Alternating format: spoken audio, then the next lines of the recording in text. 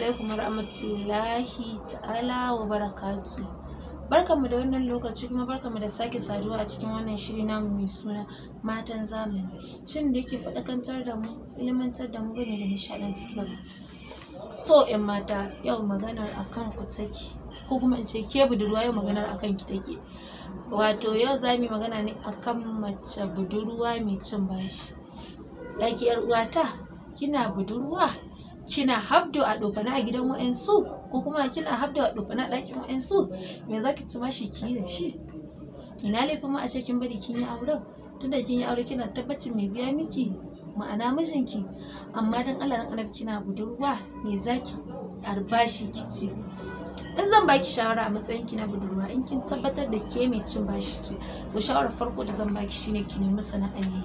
Ko ɗinki ne, ko saƙa, ko irin ɗan catering ɗin nan ne, ɗan yin abincin biki, suna, irin su cake ɗin birthday cake, ki je ki koya ki iya ki rinƙa samun kuɗin shiga. Ba sai kin je kina wahalar da kanki kina cin bashi ba. Don Allah dan Annabi, ke ki ma in ma kika ci bashin me zaki da shi? Abinci ne baki ake a gidanku, sutura ma iyayenki ne za su ɗinka miki. Ƙyalƙyalan duniyan ne ba za ki yi haƙuri in kika yi aure mijin ke siya miki ki mai kwalliyan ba, ko menene? To ki sani cin bashi ba ƙaramin masifa ba ne. Akwai lokacin da za ki yawaita cin bashi ma ka rasa ma wane ne yake bin ka, ka zo ka mutu a bakka da masifa.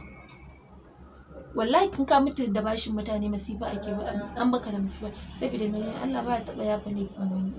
Kuma musamman ke ki ci bashin wani ba a san ran shi ba, ki zo baki biya shi ba ki mutu, kin ga daga lokacin baraka ta samu. Sai dai Allah ya kare mu, Allah ya kiyaye mu, Allah ya sa mu ƙarfin zuciyarmu. Wassalamu alaikum.